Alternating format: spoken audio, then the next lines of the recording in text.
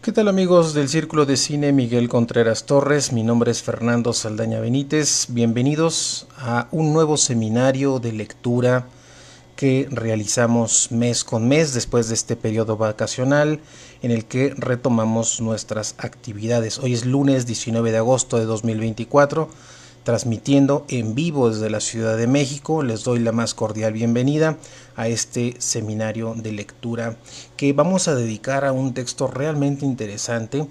Hemos titulado este seminario José Revueltas y el cine. En realidad vamos a trabajar un texto, un libro muy interesante de este autor que se titula El conocimiento cinematográfico y sus problemas, un texto publicado dentro de la colección Textos de Cine de la Universidad Nacional Autónoma de México, la Dirección General de Difusión Cultural y el Departamento de Actividades Cinematográficas. Es una primera edición del año 1965 en el que José Revueltas escribe o hace un interesante trabajo de teorización respecto a la actividad cinematográfica. Este trabajo va a ser muy interesante que podamos revisar el pensamiento de José Revueltas, alguien que no solamente se aproxima al cine desde una revisión teórica, sino también de la práctica de la escritura, de la práctica de la realización del guión, un autor que ha tenido gran incidencia en el cine nacional, sobre todo una mancuerna muy importante, por ejemplo, con Roberto Gabaldón, entre otros autores, entre otras participaciones, pero digamos la presencia de José Revueltas a partir de sus trabajos como guionista son fundamentales para el cine nacional. Este texto, este libro, publicado en una primera edición en 1965 en la UNAM, contiene los siguientes capítulos. Inicia con un trabajo sobre un ensayo sobre el lugar del cine en el arte. Es interesante cómo José Revueltas va a empezar a ubicar cuál es el papel, cuál es el lugar práctico, pero también teórico, estético, que va a tener el cine en el entorno, en el conjunto de las expresiones artísticas. El segundo capítulo tendrá que ver con los problemas del guión cinematográfico.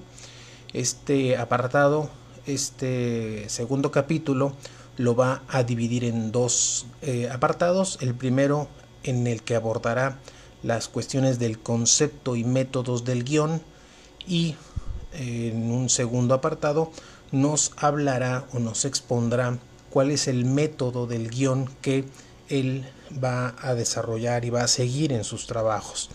El siguiente capítulo, el tercer capítulo, tendrá que ver con el apartado sobre cómo procede la película. El siguiente tendrá que ver sobre la integración cinematográfica en el montaje a partir del fotograma.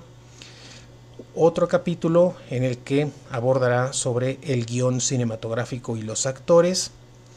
En el siguiente abordará algunas categorías de la construcción dramática en el libreto del cine, y un último capítulo donde trabaja los problemas del análisis cinematográfico a partir de dos obras, de dos ejemplos interesantes: Sexo y enajenación, sobre la aventura, la película La aventura de Antonioni, y Gesto y comunicación, a propósito del lenguaje de Charles Chaplin. El libro concluye con un apéndice que tiene dos apartados, uno en donde nos habla de el autoanálisis literario y la libertad del arte y estética mediatizada, para concluir este interesante libro con una filmografía empleada en este material, un libro de 183 páginas, ya incluidas la filmografía que José Revueltas va a trabajar, va a citar en este trabajo. Así es que vamos a estar trabajando con este material de José Revueltas, el conocimiento cinematográfico y sus problemas, dentro de una colección de estas publicaciones de la UNAM que lleva por título textos de cine en este trabajo de José Revueltas. Pero antes de comenzar esta revisión del texto de José Revueltas, es importante hacer presentar algunas anotaciones sobre quién fue José Revueltas. Un texto de la Enciclopedia Electrónica de la Filosofía Mexicana, escrito por Víctor Hugo Pacheco Chávez y Francisco Javier Sáenz Paz, nos da algunos datos biográficos de José Revueltas. Vamos a comentar algunos de estos datos biográficos en la intención de contextualizar el papel de este autor.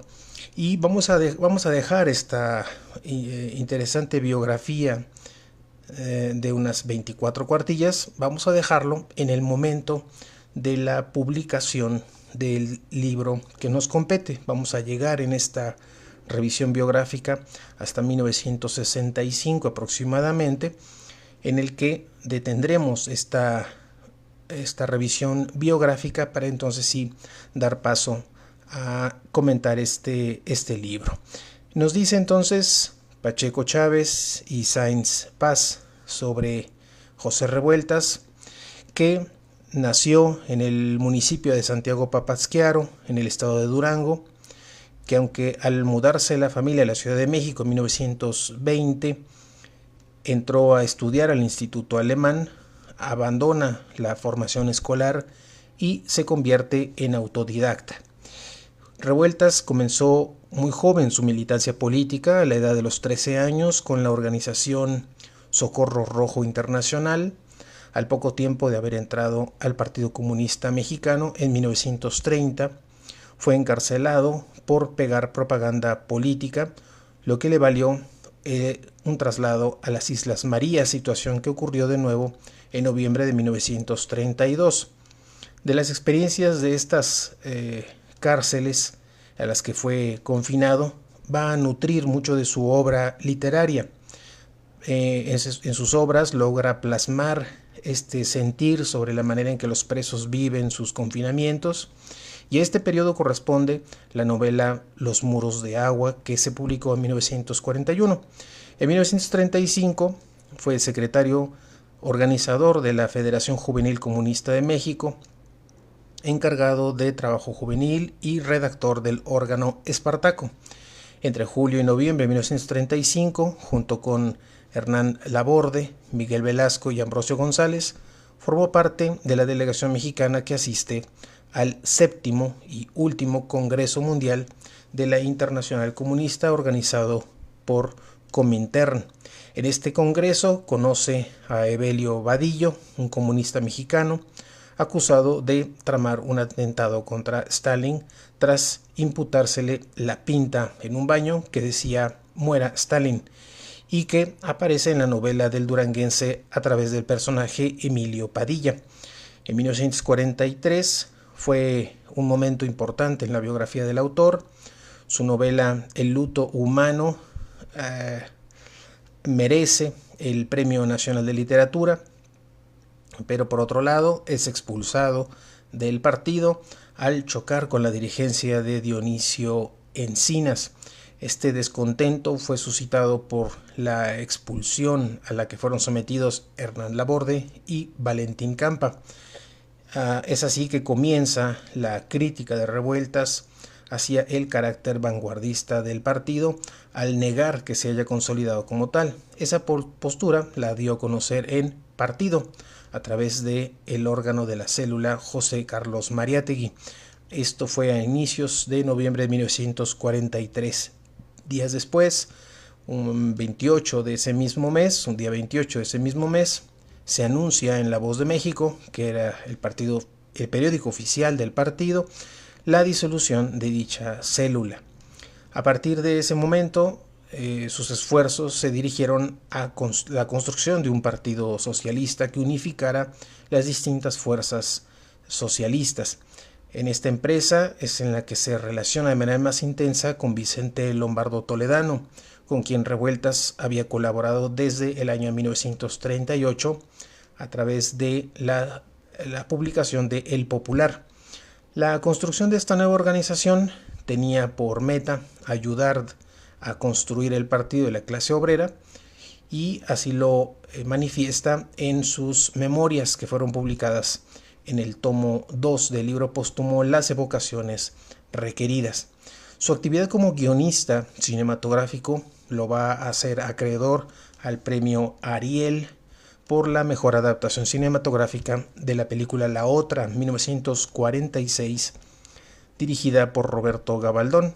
También va a ganar el Ariel junto con Roberto Gabaldón y Mauricio Magdaleno con la película El Niño y la Niebla de 1953 de Edmundo Báez y el propio Gabaldón. El autor dejó muchos materiales, la adaptación de casi 35 películas y varias teorizaciones que se pueden encontrar en su obra El conocimiento cinematográfico, que justo es el texto que vamos a revisar en este seminario. En 1948 ingresa a las filas del Partido Popular, publica en el 49 Los días terrenales, en el 50 estrena El cuadrante de la soledad, que es una pieza dramática que alcanza rápidamente más o menos unas 100 representaciones. Dos trabajos que serán muy criticados por la izquierda comunista. El principal argumento es que carecen de un apego a ese realismo socialista, que no mostraba en ascenso la lucha de los marginados y sí la condición alienada. Y en esa misma situación a los personajes comunistas, que en algunos casos estaban inspirados en personajes históricos del comunismo de la década de los 30 del siglo XX. Se urdió inmediatamente un consenso en la izquierda comunista nacional e internacional para denostar a José Revueltas y a su producción literaria, quien ante ello va a retirar de la circulación su novela y va a terminar con las representaciones de la obra teatral. Entonces comienza un proceso de autoanálisis. En un primer momento va a aceptar las críticas para después superarlas por medio de la reflexión acerca del quehacer de la estética y el arte en el marxismo.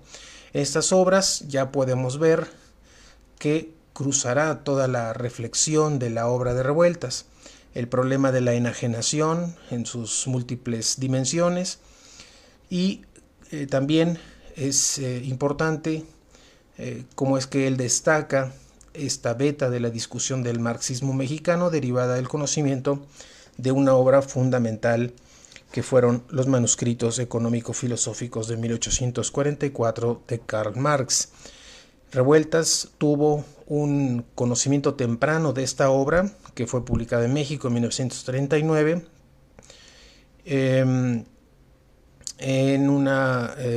también una producción dirigida por Rodrigo García Treviño, y que se publicó como Economía Política y Filosofía, Relaciones de la Economía Política con el Estado, el Derecho, la Moral y la Vida Burguesa, que se utilizaron en la edición alemana de 1932 y la francesa de 1937.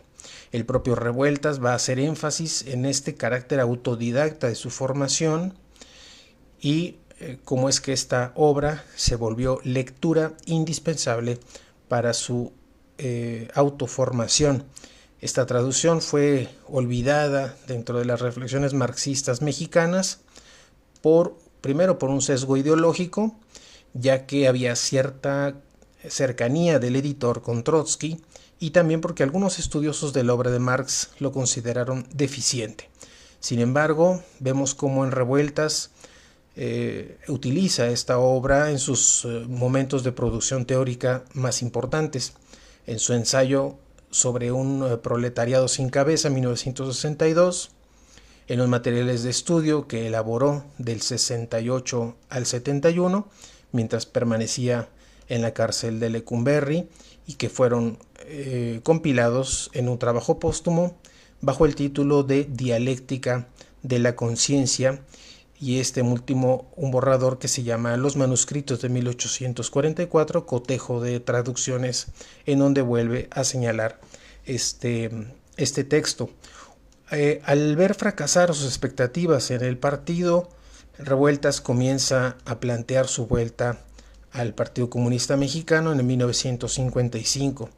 Al año siguiente se reintegra a las filas comunistas. En el 57 se incorpora a la célula Carlos Marx del Distrito Federal y comienza una lucha interna que girará en dos ejes. Por un lado, la aceptación de la lucha de tendencias y la inexistencia histórica del Partido Comunista Mexicano, y cómo es que para él consideraba como una hipótesis la idea de que se convertirá en realidad a partir de la derrota de la huelga ferrocarrilera de 1958.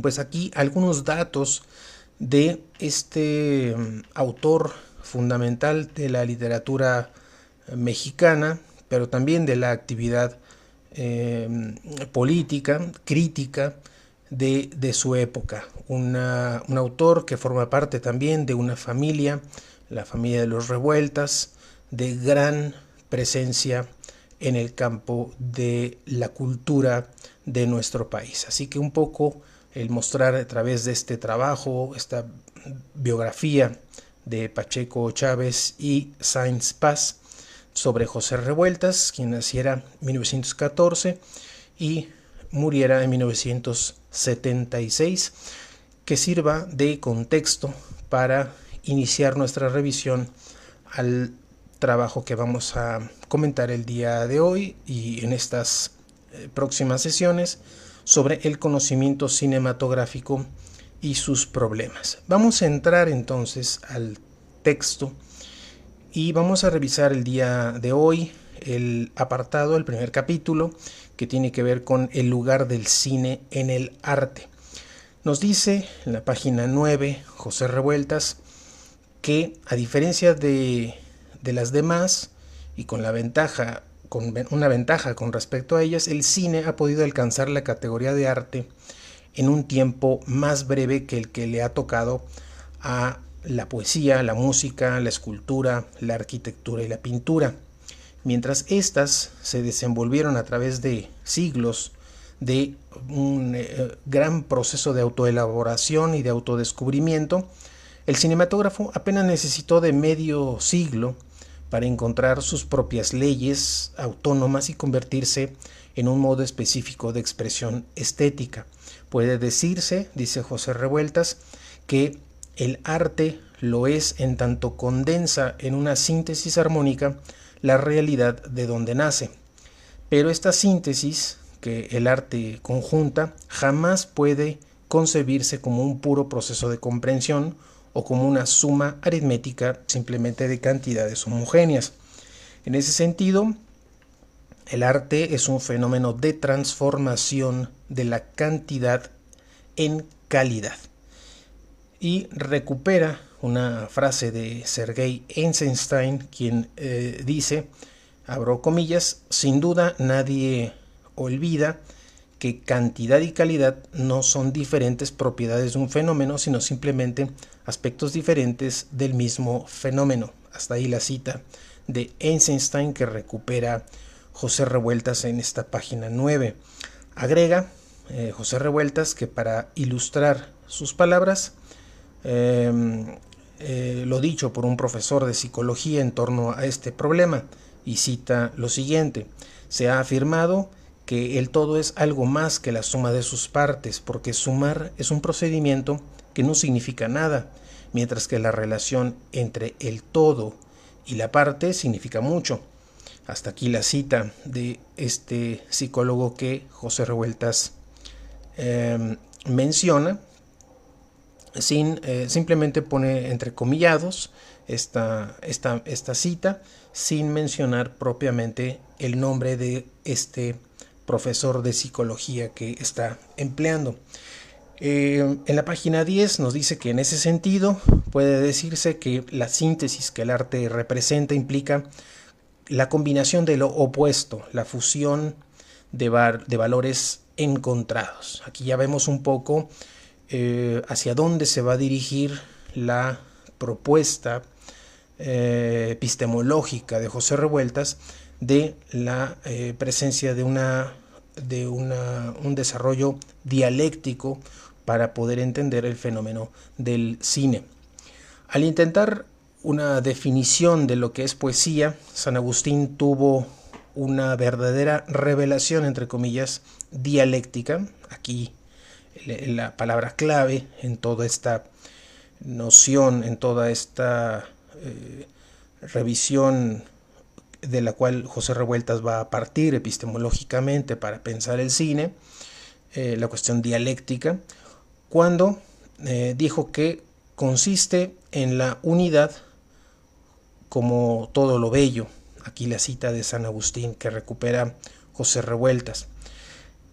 Aclara que naturalmente las palabras de Agustín están referidas a un principio teológico de el Dios uno, rival de un politeísmo pagano, este Dios trino y uno, síntesis de los tres personas distintas en una sola verdadera, y como la unidad es la belleza para la estética agustiniana, puesto que Dios, la belleza suprema, es la unidad por antonomasia. Dice José Revueltas, se antoja, sin embargo, que las palabras de San Agustín podrían tener un alcance mayor, más complicado, más completo y sobre todo menos teológico. Y cuando habla de unidad, este obispo de Hipona nos introduce en la sospecha de si no se inclinó hacia el río de Heráclito para beber en las refrescantes aguas de la identidad de los contrarios, así como cada quien tiene derecho a sospechar si Hegel no bebió la Santísima Trinidad de su dialéctica en las propias aguas de Plotino y San Agustín.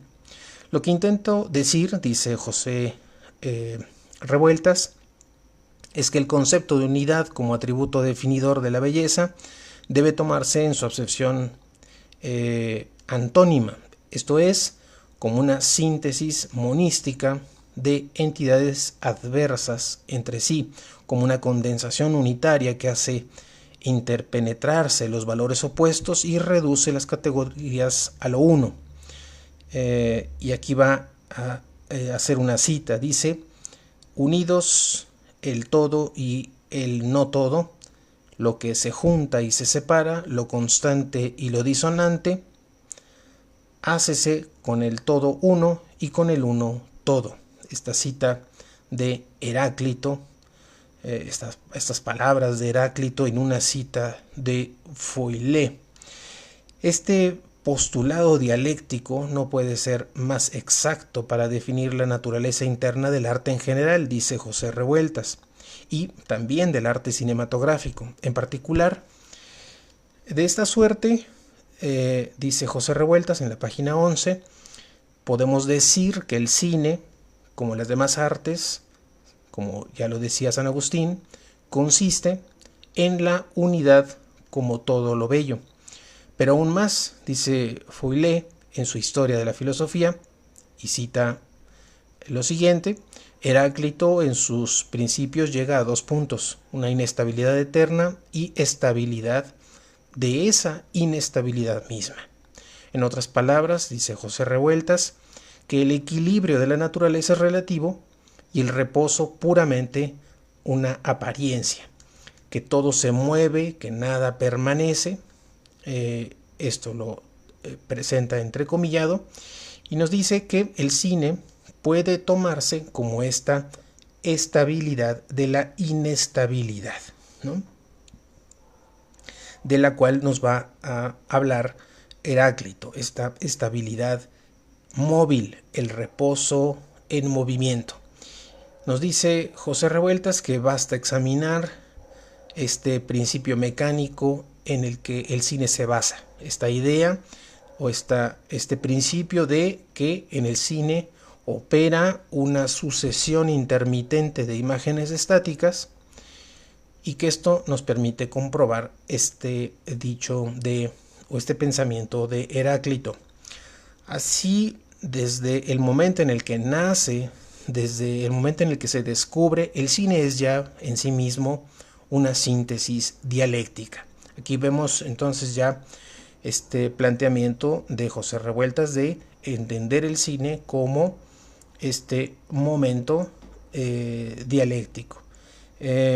Nos va a decir que de dos valores opuestos, inmovilidad, movilidad, hace surgir un valor nuevo dentro del cual están condensados, identificados los contrarios, es decir, la dirección del movimiento. En la misma página 11 nos dice José Revueltas que a pesar de esto no es esta la única síntesis que ofrece el cinematógrafo. A medida que el cine se ha desarrollado para dejar de ser tan solo un instrumento mecánico y curioso, entre comillas, para convertirse en un instrumento artístico, descubre y conquista nuevas categorías de síntesis, nuevas categorías de condensación hasta el estado actual del propio cine.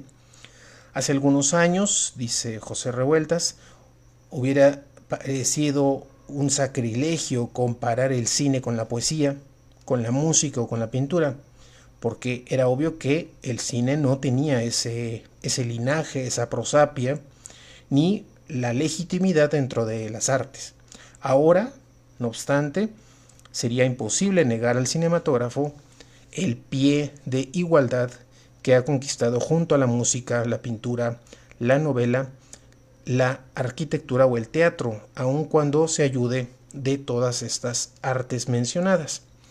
En la página 12 nos dice que las imágenes, entre comillas, del cinematógrafo, si se toma la palabra imagen en su sentido general y abstracto, como representación del conocimiento, no son diferentes en esencia desde el punto de vista de la estética.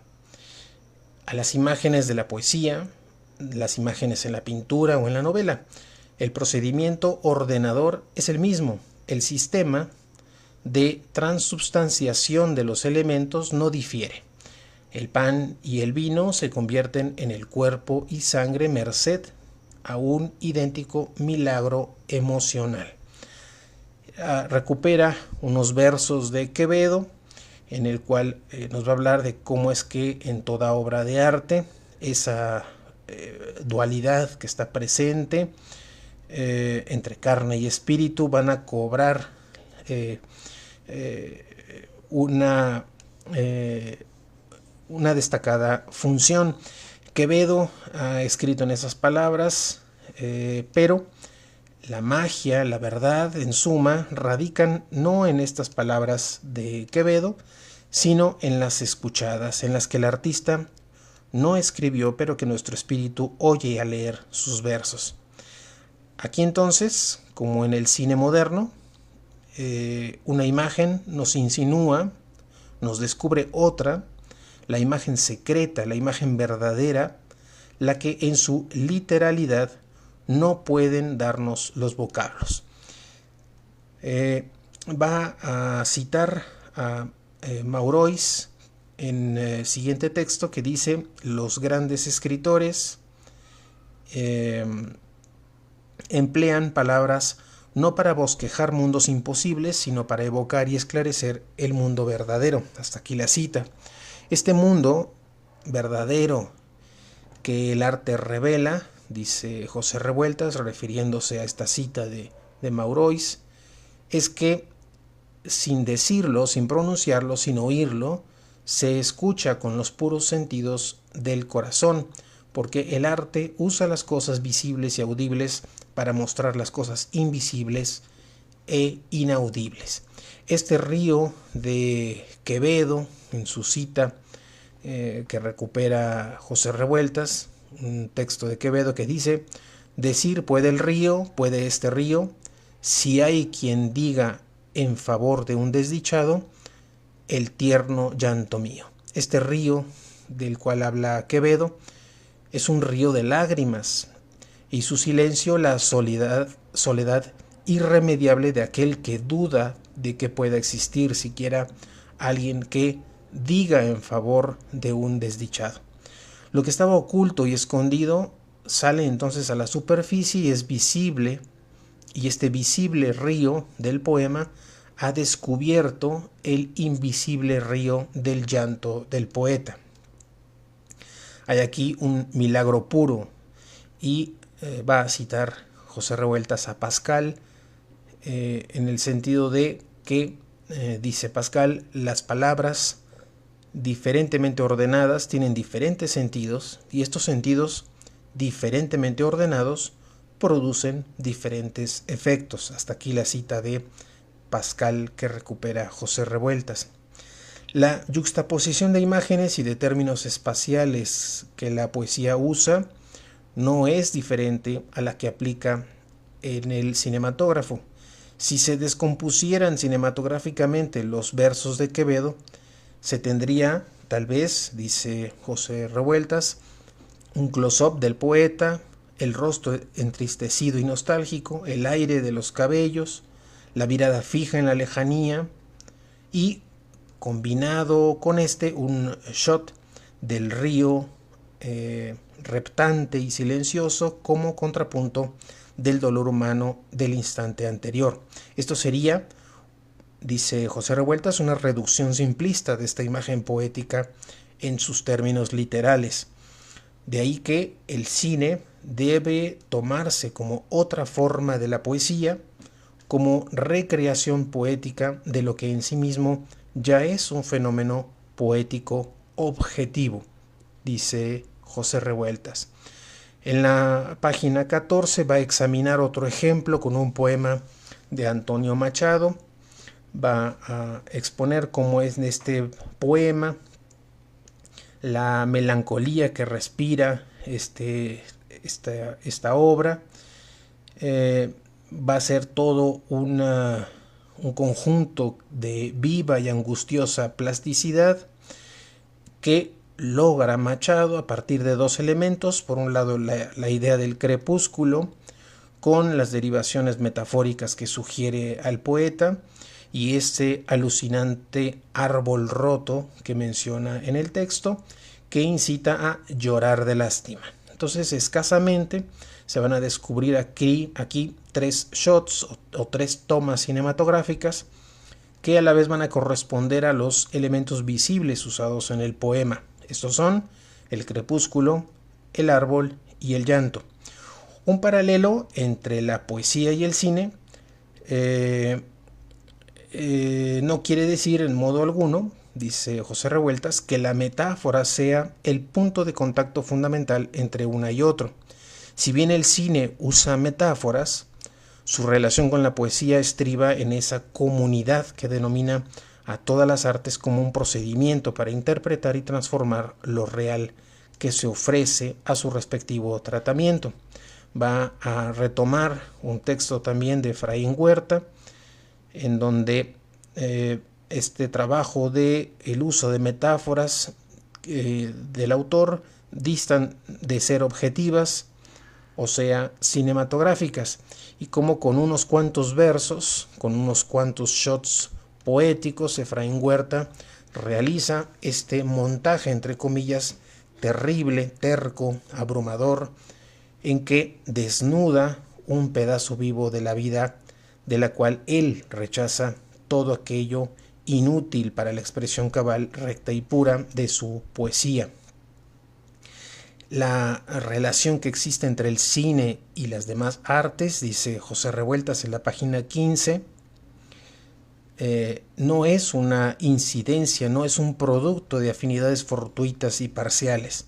El cine no se parece, dice entre comillas, digamos, a la novela, porque ésta, como aquel, tenga una trama y un argumento, ni se parece a la pintura porque ésta tenga, como él, una plástica y un movimiento.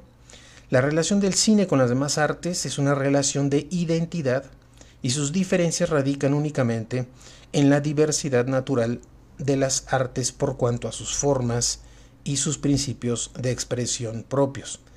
Ahora va a mencionar José Revueltas a Eisenstein en su libro El sentido del cine, en el cómo es que este autor pone como ejemplo el cuadro de Saceta, Encuentro de San Antonio y San Pablo, para ilustrar las opiniones acerca, o sus opiniones acerca del contacto que el cine tiene con otras artes, y en este caso con la pintura.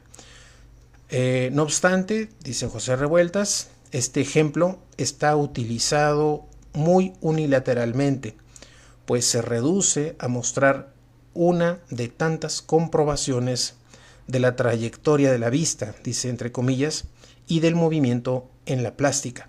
El cuadro tiene a San Antonio y San Pablo, uno en los brazos del otro al encontrarse, la disposición de los otros planos mediante un bosquecillo, un camino y unas colinas permite darnos cuenta de cómo esta composición avanza, que es una composición dinámica que le imprime movimiento. Sin embargo, esta relación con el cine es un hecho secundario. Se pueden encontrar composiciones de este tipo en cosas que no son un producto conscientemente artístico, dice José Revueltas, entre ellos una ciudad o un paisaje. La ciudad de Taxco, que Eisenstein debió conocer cuando vino a México, con sus callejuelas, sus planos superpuestos, las líneas de sus casas, tiene también, mucho mejor que el cuadro de Saceta, movimientos de avance y retroceso, de vaivenes y de oscilaciones combinados en una de las más espléndidas síntesis. El Valle de México, dice José Revueltas, en la página 16, desde cierta altura, a partir de sus montañas, de sus volcanes, que siempre están como en un primer plano, en un primer término,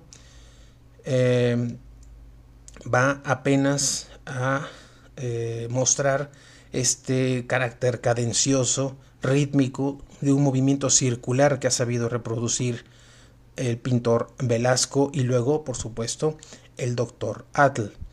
Este cuadro de Saceta, que tiene importancia para el cinematógrafo, por lo que toca a descubrir la estética del cine, demuestra no que en la pintura exista movimiento, sino que este es uno de los elementos constitutivos de la síntesis que realiza el arte al condensar en una sola unidad el tiempo y el espacio. En la página 17 nos dice José Revueltas que también para Sergei Eisenstein, aunque apenas para reforzar su no por eso menos exacta teoría de la trayectoria de la vista, se detiene en la obra de Domenico Ghirlandaio, la obra La adoración de los pastores, y muestra con este ejemplo cómo el cuadro consuma una síntesis del tiempo y del espacio.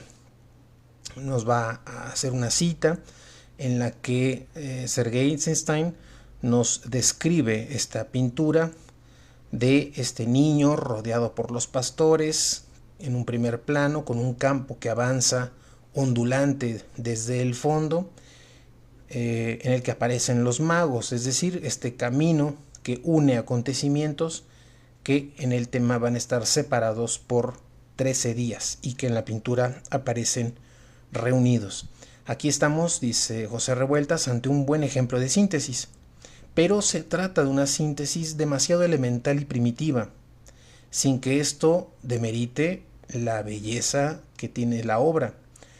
Lo que intenta repetir al decir esto es que la síntesis no consiste en una suma aritmética, sino en una verdadera transmutación de calidades.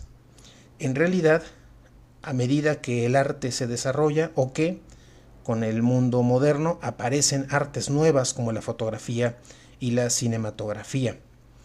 Hasta hace poco tiempo, dice José Revueltas, la fotografía no fue considerada un arte. Se le juzgó en su carácter artesanal y mecánico, como para que pudiera, demasiado artesanal y mecánico como para poder despertar emociones estéticas. Pero los hechos han permitido rectificar este torpe error, dice José Revueltas. Detrás de una cámara fotográfica se encuentra un artista. La relación que existe entre esa cámara y la realidad no es diferente a la relación que existe entre cualquier otro instrumento y esa misma realidad.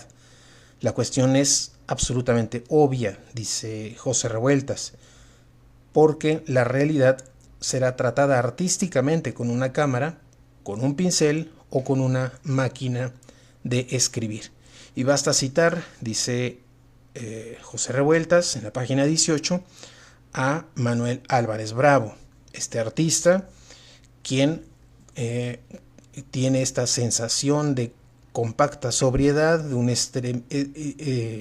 estremecido recato, de iluminados descubrimientos que se apodera inmediatamente del espíritu, trasladándose del propio creador al contemplador de su obra. Cita una opinión de Javier Villarrutia sobre Álvarez Bravo, pero va a decir más adelante José Revueltas en la página 18 que hay una fotografía de Álvarez Bravo que el artista ha titulado con el nombre de Un poco alegre y graciosa.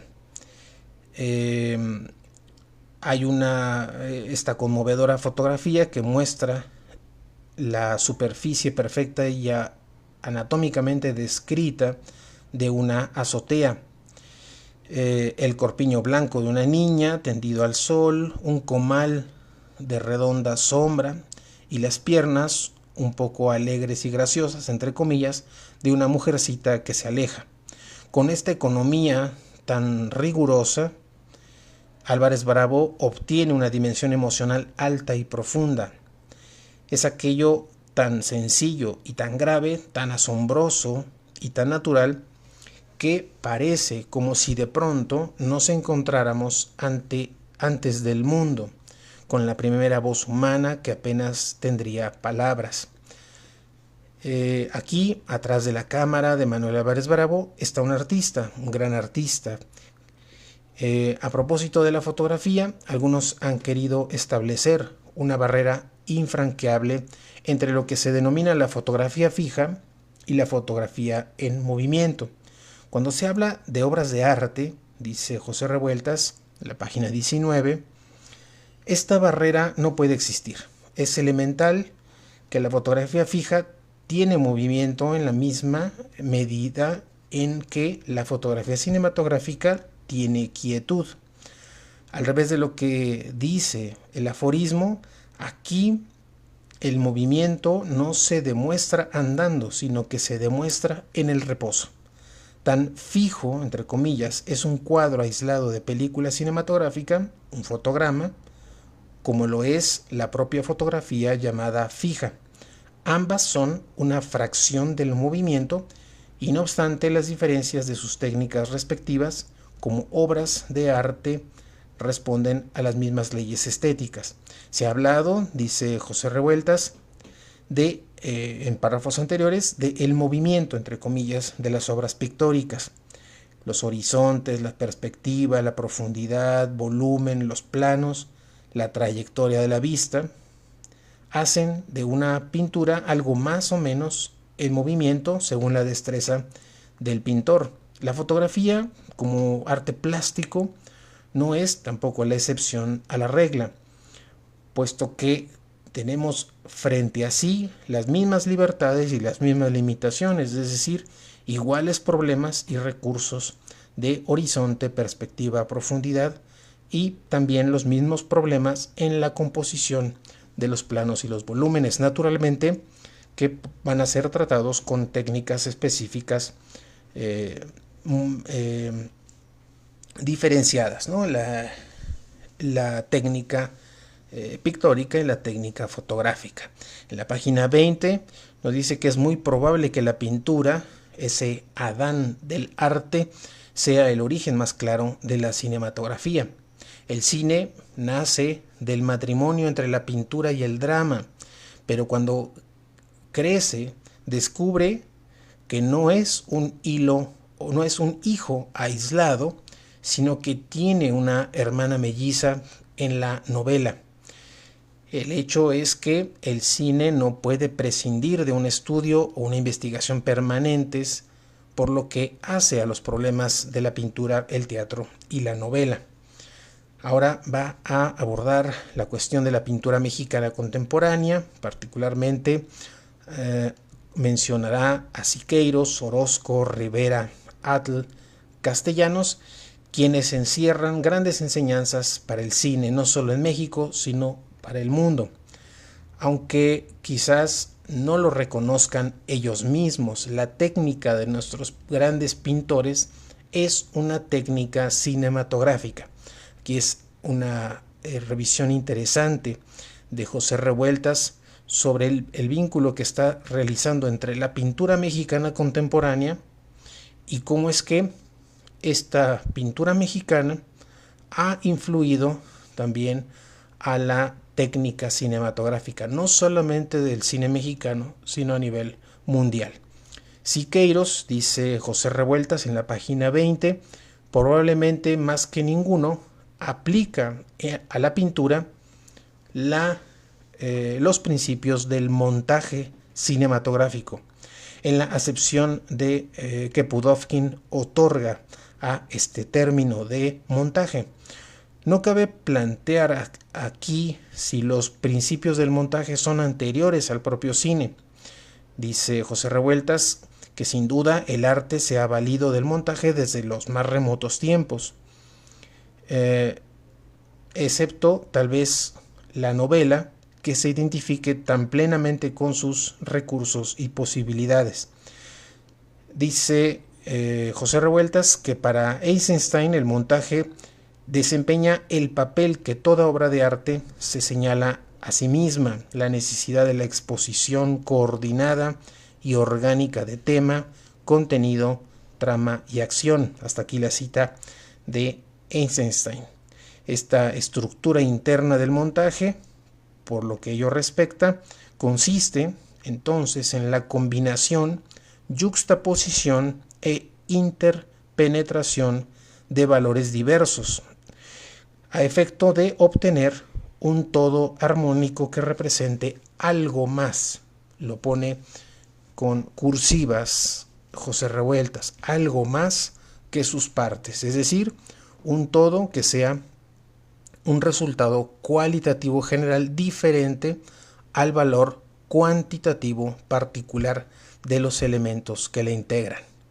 Rainer Maria Rilke, antes del cine, encontró por propias observaciones al lado de Rodin cuáles son los principios del montaje. Dice Rilke lo siguiente, cito: del mismo modo que el cuerpo humano solo es para Rodin un todo, mientras una acción común, interior o exterior, mantiene en movimiento todos sus miembros y todas sus fuerzas, así también para él se ordenan en un organismo por sí mismas las partes de cuerpos diferentes que se adhieren las unas a las otras por una íntima necesidad. Una mano que se posa sobre la espalda o el muslo de otro cuerpo no pertenece ya a aquel de que proviene. Ella y el objeto que toca o agarra forman juntos una nueva cosa, una cosa más que no tiene nombre y que no pertenece a nadie, y se trata ahora de esta cosa particular y que tiene sus límites definidos. Hasta aquí la cita de Rilke, que recupera José Revueltas en la página 21. Esta definición, dice José Revueltas, es brillante, porque esa cosa que no tiene nombre es, ni más ni menos, dice Revueltas, el resultado de un montaje, es decir, el resultado de una combinación, de una yuxtaposición de valores diferentes que, unidos, arrojan un valor nuevo. En el cine, dice Revueltas, donde las condiciones físicas de la producción obligan a ello, el proceso del montaje aparece mucho más claro y simple que en las demás artes. Dice, citando a Eisenstein, dos trozos de película de cualquier clase colocados juntos se combinan inevitablemente en un nuevo concepto, en una nueva cualidad que surge de la yuxtaposición. Hasta aquí la cita de Eisenstein. Y sigue Revueltas, diciendo que las demás artes no trabajan con trozos de película, eso es verdad, pero encuentran el equivalente en esos trozos, en los colores, trozos de colores, trozos de sonidos, en el caso de la música, trozos de versos, en la poesía o en la literatura, trozos de proporciones, a lo mejor en la arquitectura, trozos de volúmenes, en el caso de la escultura, etc. Cada uno de estos elementos es un factor del montaje y su ordenación sistemática está regida por leyes precisas, pues dentro del montaje no cabe el axioma aritmético de que el orden de los factores no altere el producto, sino precisamente al contrario, ¿no? La manera en cómo vamos a colocar o vamos a ordenar los distintos factores de estos trozos es el que va precisamente a alterar, a modificar la presentación de la obra. En la página 22 nos dice que es posible decir entonces que el montaje tiene su propia gramática.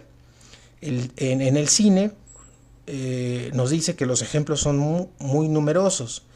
La preposición puede expresarse en lo que se llama un establishing shot, la conjunción en un fade out o oscurecimiento o en una disolvencia, o sea, la fusión de dos escenas distintas, y en la misma forma con su correspondiente expresión plástica y dramática, el adverbio, el verbo, el adjetivo, el sustantivo y demás.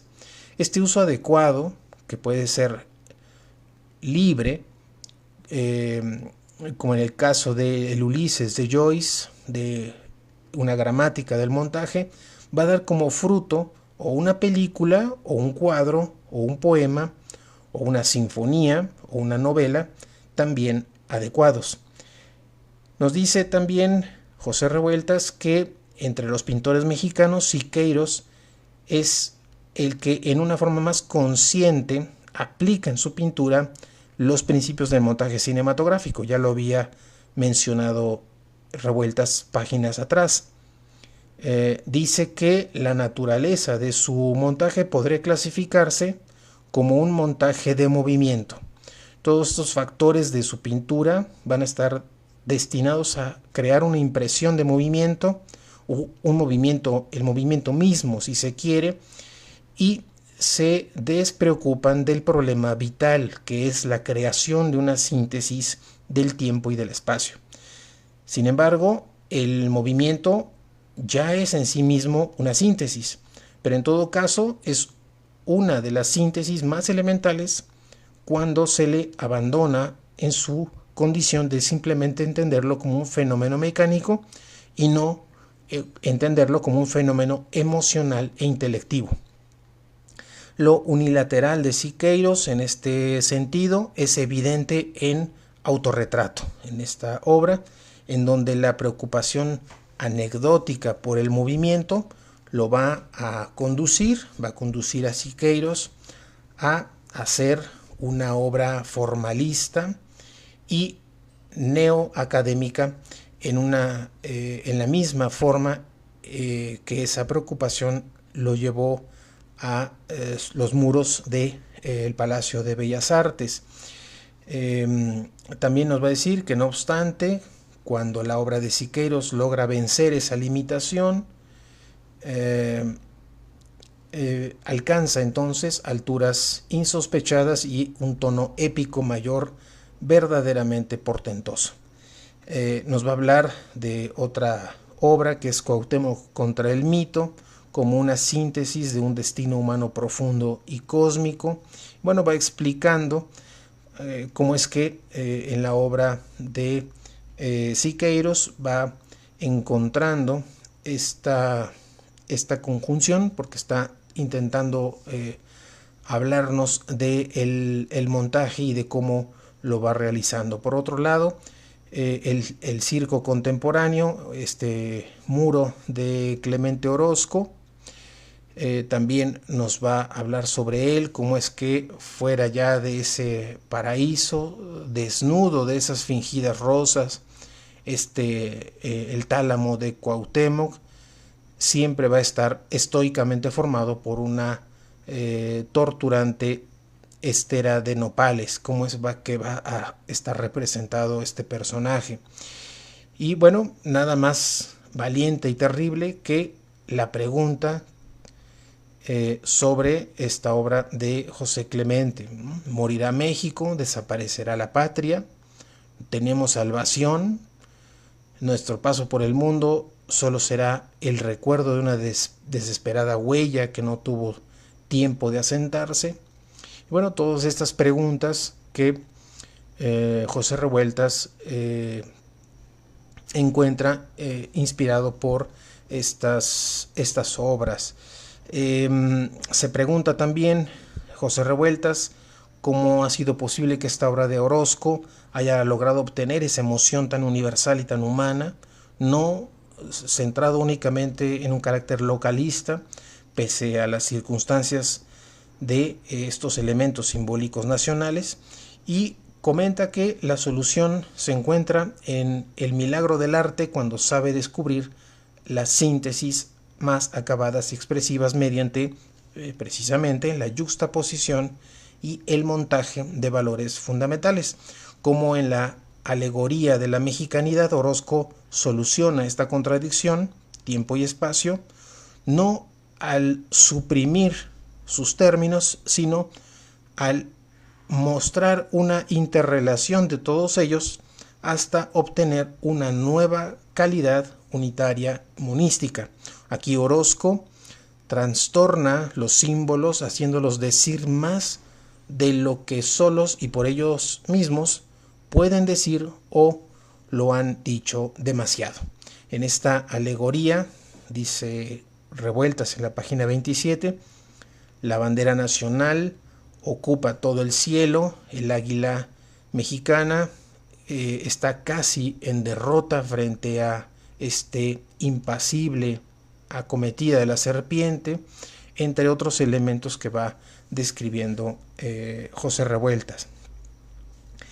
De manera que continúa hablando de otros ejemplos de la pintura para mostrar este proceso de montaje, cómo es que Revueltas va identificando en esta pintura contemporánea mexicana este factor del montaje. También menciona la obra El Sepulturero, un muro pintado en 1926 por Orozco, quien ya aplica esta asombrosa capacidad de síntesis para descubrir nuevos valores de universalidad. De alguna manera lo que está mostrando José Revueltas es que en estas obras no solamente opera una reunión de distintos elementos simbólicos, sino que a partir de este proceso de montaje, el pintor, el muralista, consigue un elemento añadido a la mera reunión de elementos simbólicos que le permite a la obra superar, digamos, este carácter localista que pudiera ser solamente entendido para quien vive en un lugar, en una región, en un contexto, y esto hace que la obra adquiera un sentido mucho más universal.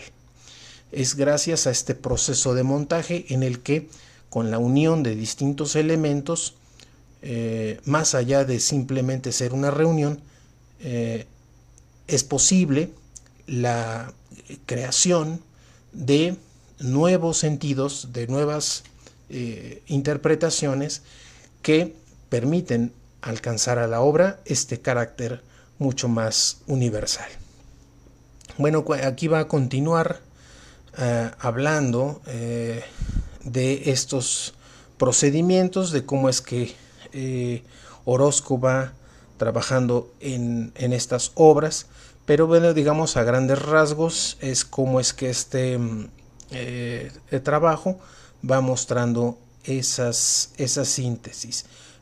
También va a hablarnos de, como ejemplo, el mito de Quetzalcóatl, un mito que no obstante es una realidad viva e indudable, un dios que abandona a sus hombres y parte para siempre ante la expectación de las tribus que quedan como huérfanas con su ausencia. Cómo es que pues esta síntesis que cada una de las artes ofrece, dice en la página 34, ya para ir cerrando la revisión de este capítulo. Bueno, nos dice cómo la síntesis de cada una de estas artes ofrece, sin embargo, a través de vehículos privativos, es decir, a través de un lenguaje propio específico, diferentes posibilidades. En la pintura lo va a hacer mediante el color, en la poesía mediante la palabra, en la música por el sonido, en la arquitectura por el espacio, en la escultura por el volumen y en el cine por el ritmo, dice José Revueltas. Generalmente se confunde la noción de ritmo cinematográfico con la noción de tiempo, esto es, lentitud o rapidez de la acción, brevedad o extensión de las tomas. Este error, dice José Revueltas, se debe quizá a un traslado excesivamente mecánico de la acepción que en música tiene la palabra. En música, el ritmo significa más o menos la proporción que se guarda entre el tiempo de un movimiento y el de otro diferente. O sea que para el ritmo musical, el tiempo es una noción sustantiva e importantísima. La relación que hay entre un allegro, esta duración, este carácter que tiene la música, entre un allegro y un scherzo, digamos, dice José Revueltas, es una relación de tempo. Aparte, su estructura, por lo que entonces el tiempo representa para el ritmo musical un principio básico e imprescindible. En el cine va a ocurrir de modo diferente. Si bien es cierto que el ritmo cinematográfico no puede prescindir del tiempo, que estamos con un movimiento de los personajes y una duración, de las tomas, no está en modo alguno determinado por él.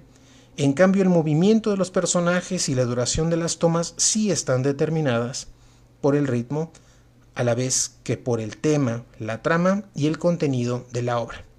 Se pregunta entonces, ¿qué es lo que determina el ritmo cinematográfico? Y dice Revueltas que la voz latina ritmus quiere decir precisamente fluir.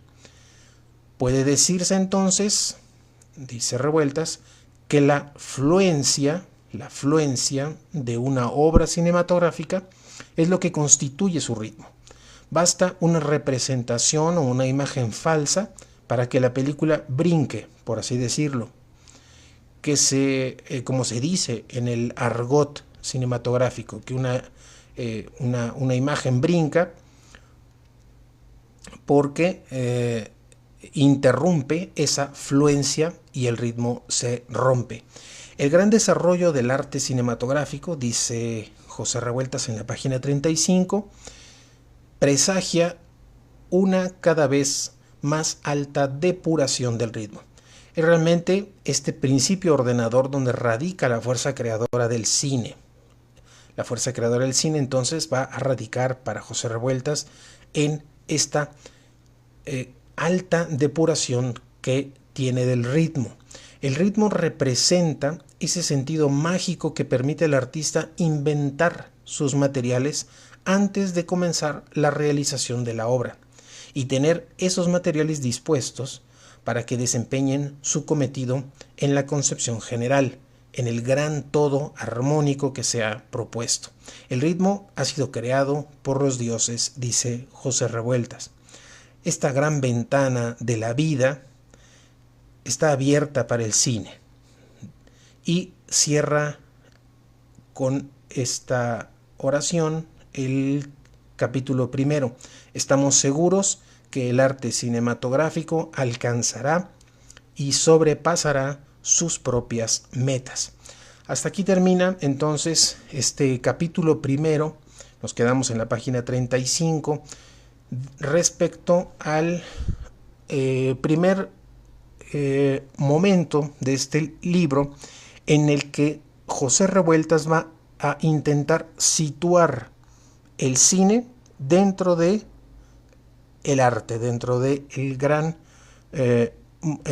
campo de lo artístico. ¿Cuál es el lugar que ocupa el cine dentro de la totalidad de las obras artísticas? Ese fue, digamos, el gran tema, y cómo es que esta afluencia será como el elemento fundamental del cine, esta alta precisión y esta altísima cualidad del manejo del ritmo, del tiempo, esta fluencia del tiempo que está presente en el cine, y que también va a tener el montaje una función sumamente importante.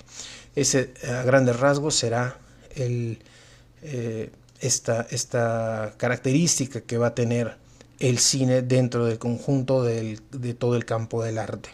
Así es que así terminamos el día de hoy de revisar este primer capítulo, el lugar del cine en el arte, y quedará para el día de mañana la segunda sesión, en la que revisaremos dentro de los problemas que plantea el guión cinematográfico, la cuestión de su concepto y de sus métodos, para después, en un segundo apartado de este capítulo 2, José Revueltas nos va a mostrar cuál es el método de guión que él va a seguir. Así es que eso será en la siguiente sesión de este seminario, la cuestión del guión cinematográfico y sus problemas. Bien, vamos a dejar aquí la primera sesión, un poco larga, ya una hora, más de una hora, en la que hemos hecho, por supuesto, una contextualización de este autor y hemos revisado este primer capítulo. Sin más, les agradezco su atención. Sé que muchos de ustedes no están presentes en la transmisión en vivo, sin embargo nos escuchan posteriormente en la grabación, lo cual les agradezco mucho. Les pido que nos obsequien un me gusta si es que ha sido de su interés esta revisión que estamos iniciando de este interesante libro de José Revueltas, y que compartan el enlace de la transmisión con las personas que pudiera interesarles seguir junto con nosotros esta revisión que estamos haciendo a el libro El conocimiento cinematográfico y sus problemas, de José Revueltas, una primera edición publicado por la UNAM en 1965. Sin más, les agradezco la atención y nos escuchamos el día de mañana en vivo a las 10 de la noche para la segunda sesión de este seminario. Sin más, gracias y muy buenas noches.